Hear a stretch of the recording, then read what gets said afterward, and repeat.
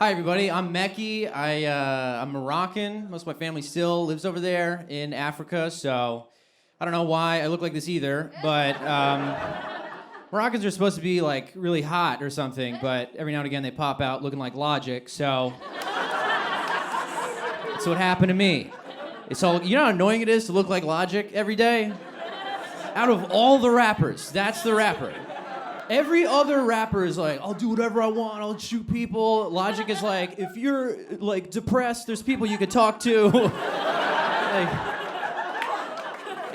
every rapper's like, I have 15 cars. Logic's like, I'm really getting bullied online a lot. Like, but yeah, I'm Moroccan, and people say weird stuff about it, especially now. They're like, was that ever hard for you?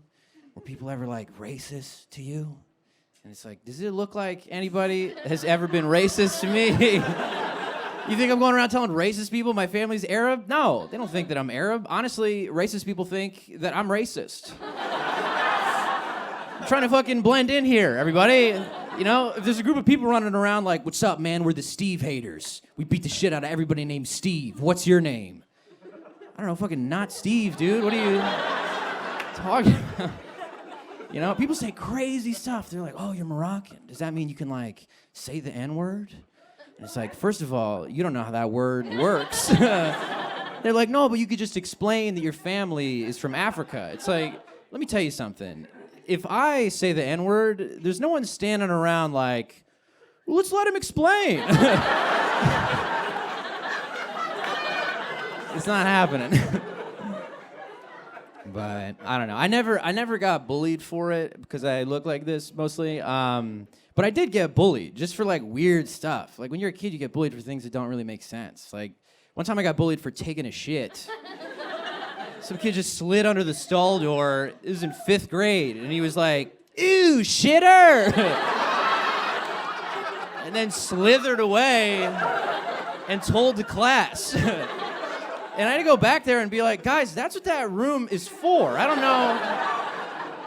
Also, why is it not weird that there's a kid sliding around on the bathroom floor? Is this your king? Is this? We're going to hear testimony from a guy that has pee on his shirt. That's all right. Great. But they're all using like 5th grade brains. So they're like, look, man, he was checking to see if you were taking a shit, and you were. So that's on you, bro. There's nothing we could do. Our hands are tied, unfortunately. You know? Dude, when you're a little kid, you get bullied for stuff that you're not even doing. Just like hypotheticals. People come up to you, they're like, hey man, if you had an earring, what ear would you put it in?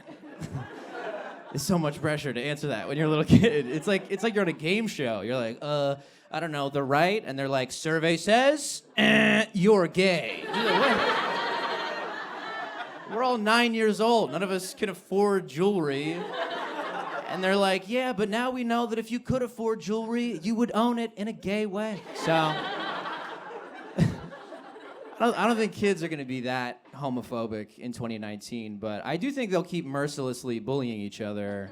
And I think it's going to start being about their actual personalities. And that's going to be terrifying for some of these kids, you know? Could you imagine just a huddle of bullies around somebody? Like, hey, Trevor, you're unreliable. Like, oh.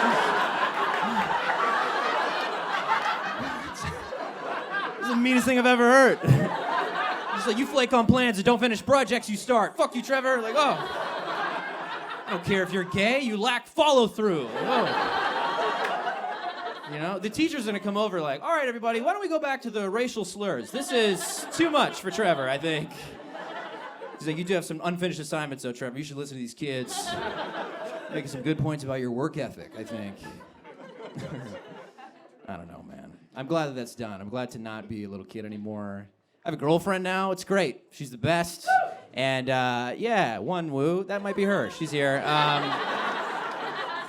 No, I think it's great because I was terrible at being single. I was single for years and years, and have you guys ever been single for so long that you start accidentally taking your friends on dates? I would like hit up my friends to hang out, and they're like, yeah, I can chill this weekend, but I don't want to go to the aquarium again. I was getting them gifts. I got my buddy a hoodie. It wasn't even a holiday. He was like, what is this for? I was like,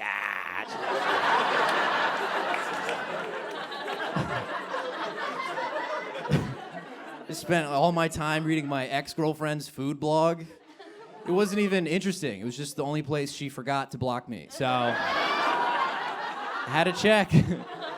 There are no photos of her, but she writes about salad a lot, so I know she looks great, which is frustrating. There's a week where it was all pastries. I was like, she's coming back, but that didn't happen. The hardest part of that was always like reading it and then having to follow the recipe to find out whether or not it's enough food for 2 people. Like, that's the only way I can tell if she moved on, you know? My roommate keeps coming in the kitchen like, hey, man, that's a lot of pasta. I'm like, it's not that much pasta, okay? This is a normal amount. I'm gonna eat this by myself for sure. I'm eating it later. I'm like, this is so much fucking pasta. This is enough for 3 people. What does that mean? Very negative. You know? I'm not good at being in a relationship either, though. You know, like, I don't know. My girlfriend now, she's like much hotter than me, which means that I have to tell a bunch of little lies to make sure that she doesn't find out about that. You know, like we've been dating for 2 years, and she still thinks that I laugh like this. Definitely. So.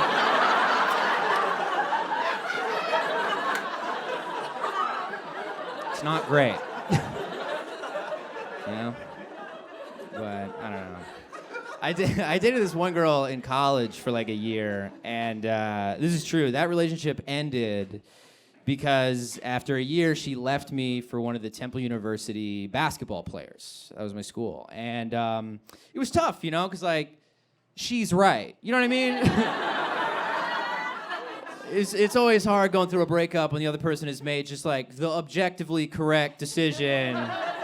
And this guy, he's like a Division I athlete, right? So I didn't underestimate how tall he was gonna be or how ripped he was gonna be, but I definitely underestimated how many posters of him there were around campus. You know, a lot of people go through a breakup. Not everybody has to see a 10-foot banner of her new boyfriend going like this. I swear to God, there's a billboard of this guy on campus where he's gripping a basketball and it just says, "It's our time." I'm like, well, I don't know if it's our time.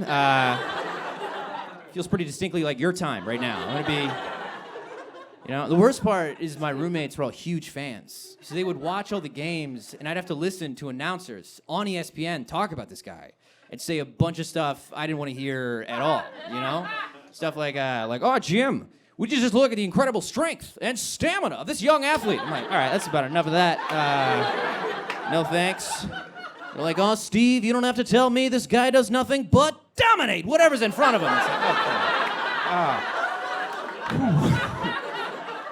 like, like, oh, Jim, I mean, could you just imagine with this kind of raw power and speed? I mean, just how hard he fucks Emily. It's gotta be.